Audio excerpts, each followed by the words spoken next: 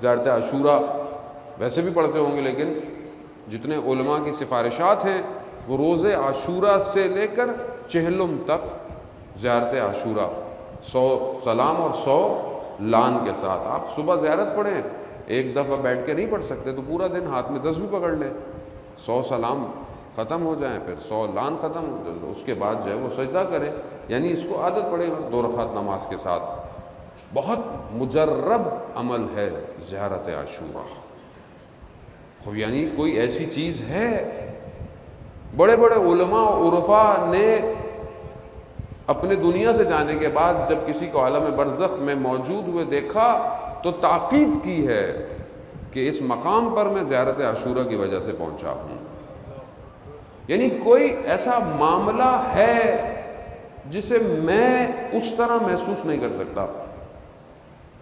آغا جعفر، شیخ جعفر، جس پہلے بھی میں نے ان کے واقعات آپ کی خدمت میں عرض کیے،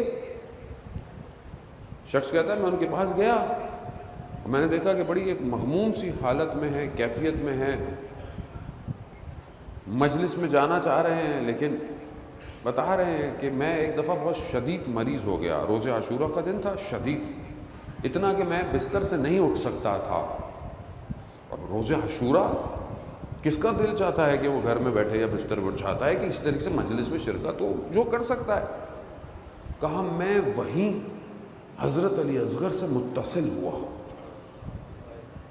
اور میں نے تھوڑی دیر میں دیکھا کہ جو چھت ہے وہ ختم ہو گئی ہے اور ایک نور ہے، اور نور کی شدت اتنی ہے کہ مجھے آنکھیں بند کرنی پڑ گئی۔ جیسی میں نے آنکھیں کھولی تو میں نے کیا دیکھا، کوئی بی بی ہے جس کا چہرہ نظر نہیں آ رہا ہے، روشنی اتنی ہے، لیکن ایک چھوٹا سا بچہ ان کی گود میں ہے۔ کہا یقیناً وہ علی اصغر ہے اور مجھے دیکھ کر مسکرا رہے ہیں۔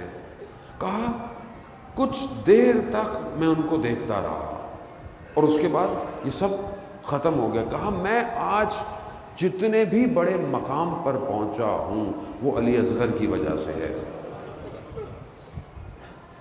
یہ ایک نگاہ ہے نا کربلا پہ، یہ ایک نگاہ ہے، یہ ایک زاویہ ہے کربلا کا۔ میں اور آپ نے اس زاویے سے کربلا لی کبھی؟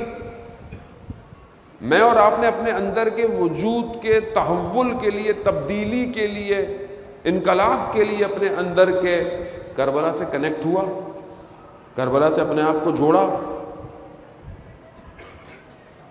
کیا کربلا میں اتنی طاقت نہیں ہے؟